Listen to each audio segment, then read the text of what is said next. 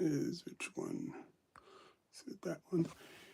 Yeah, here it is. What's up? And it's Livy Save With Your Legs Media, and we are live, baby.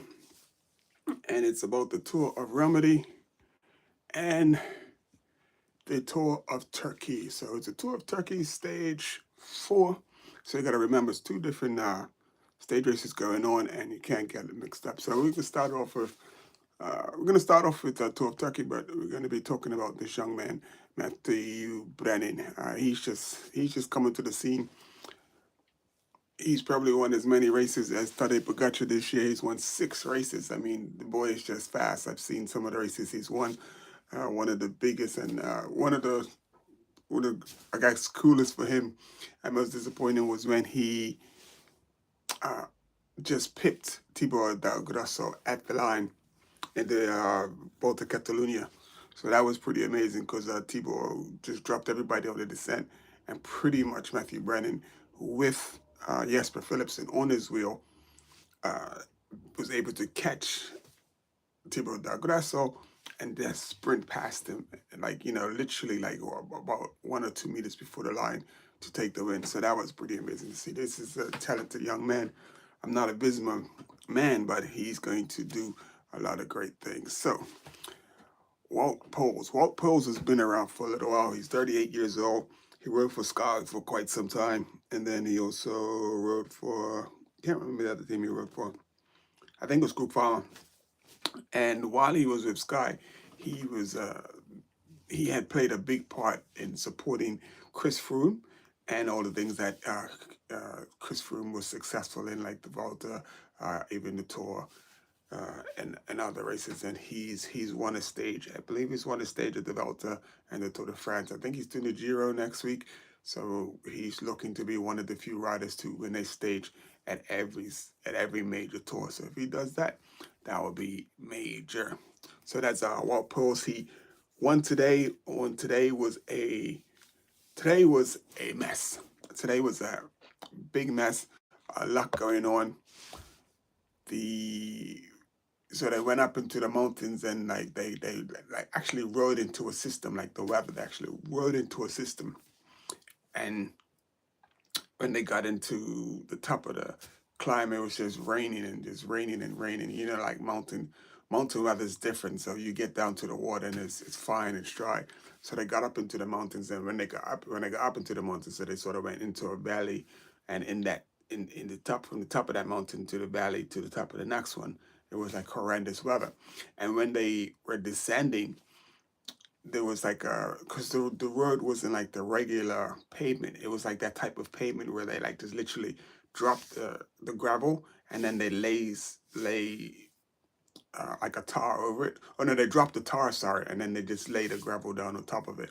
So it's done to make the surface a bit more grippy for vehicles, and also like rideable, and I mean like drivable for vehicles and stuff. So in these, like the conditions that they had, the rain was coming down, and then what happens is, as the cars drive, some of that gravel gets pushed away, so then you just get the tarry spots. And when those tarry spots get wet, they become like ice when water hits them.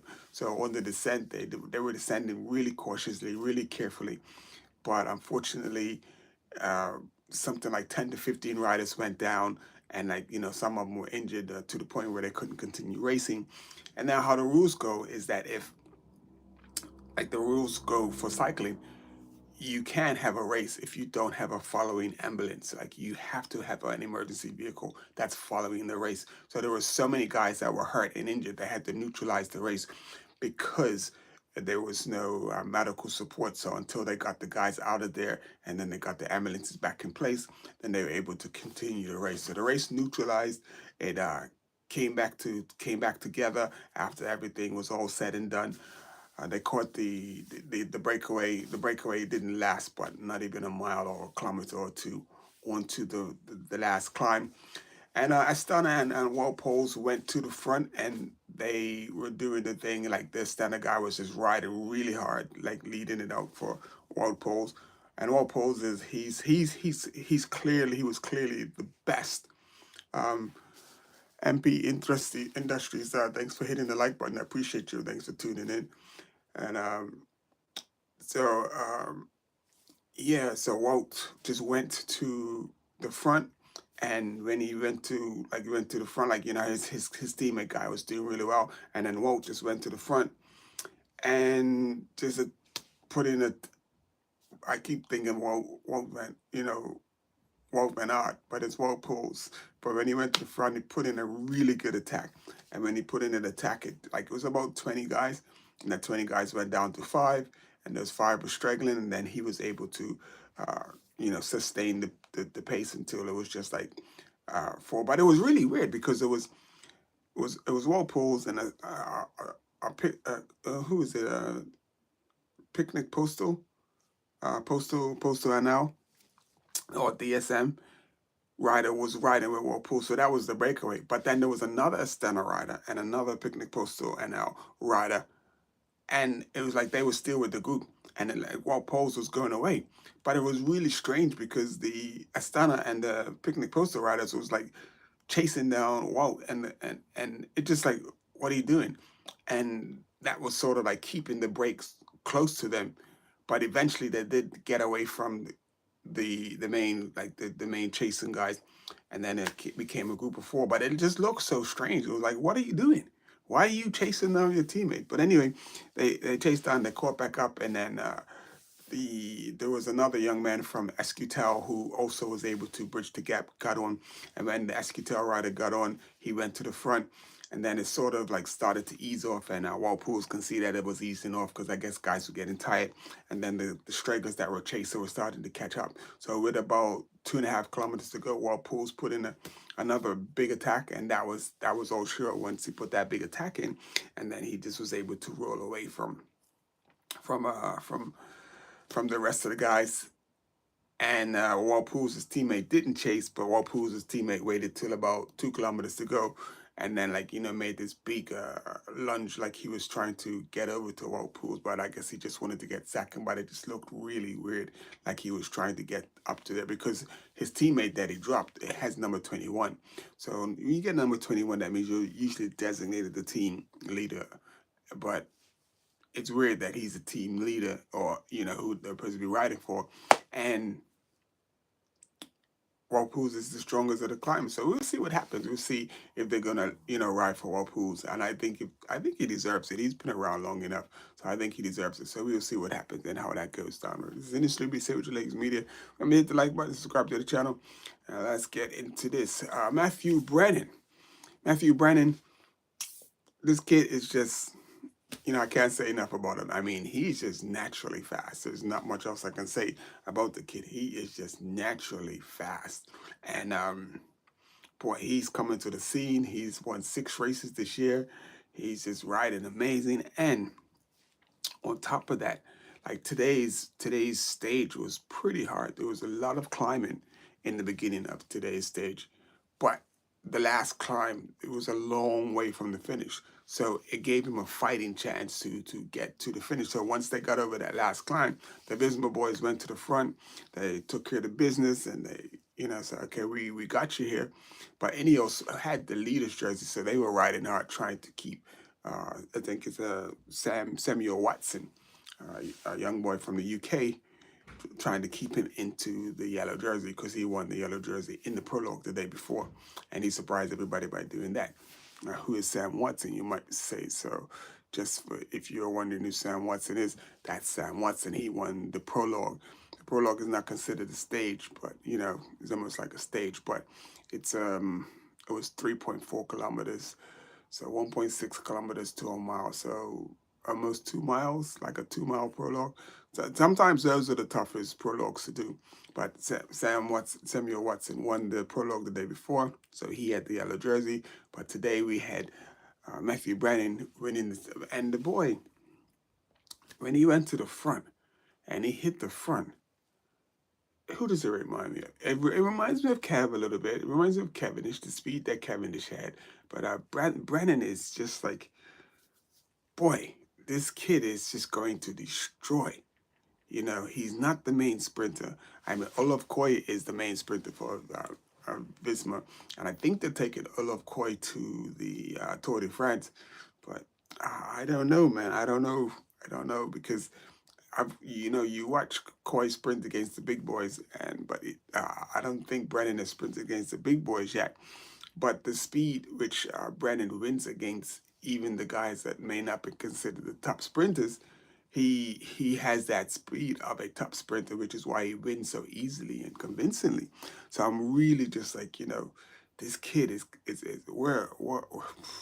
So we got the Tadej Pogacar of like Tour de France and the classics, and now I think we're gonna get a Matthew Brennan of just anything flat and fast and just gonna come out and destroy people. So anyway, that was Matthew Brennan. It was pretty straightforward win for him today.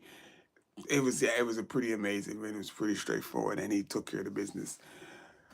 So we'll see what happens tomorrow and tomorrow's stage for. Let's have a look at tomorrow's stage for the Tour Romandie. Romandie. This computer. So we're the Tour Romandie stage 1, which was today. So stage 2 is looking like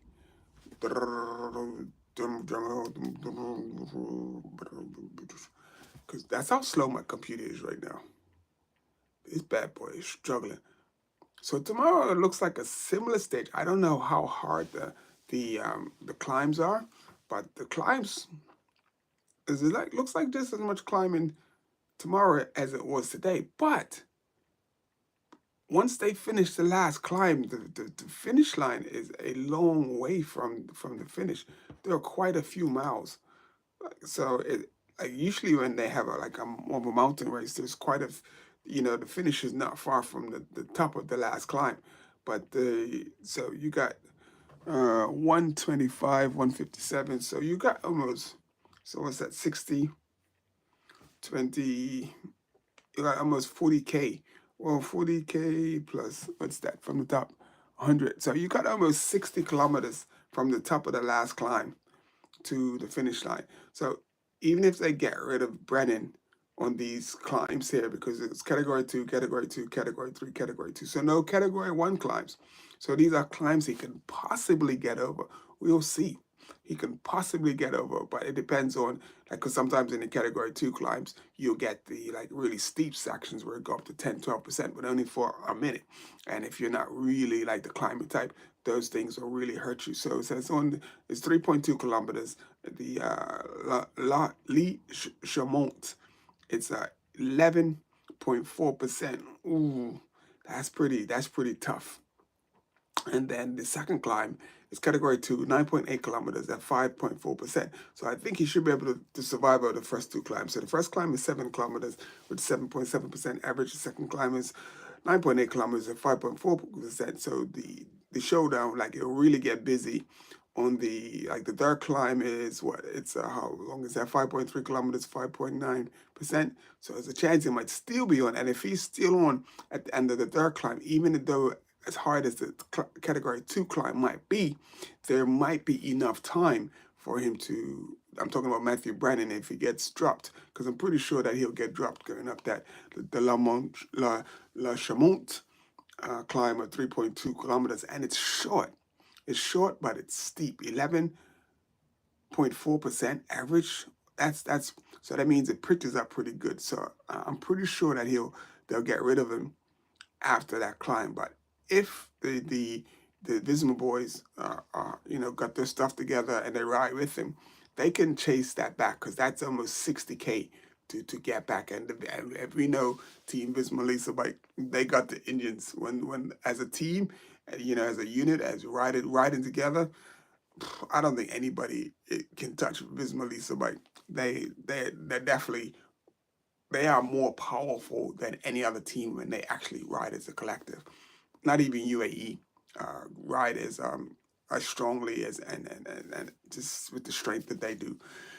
But anyway, that's about it. And it's Luis A. Richard Lakes Media. Appreciate you. So we're gonna get into that tariff talk.